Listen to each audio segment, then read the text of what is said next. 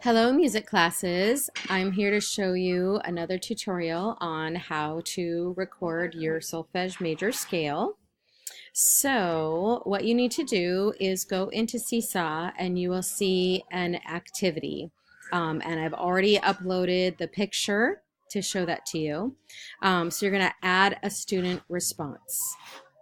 And once you get to there, you're going to see this screen, and you're going to do the same thing that you did when you recorded your rhythm assessment. So you're going to hit record, hit the microphone, and you'll just sing do, re, mi, fa, sol, la, ti, do. Just sing the major scale on the solfege that's here. And we just want to hear that you can sing a major scale.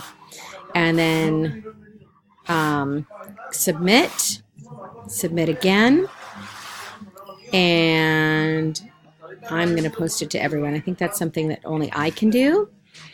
And then I am going to put it into the scale assessment folder. Scale assessment. And so now my response is in the scale assessment folder. And that's all you do. Super easy.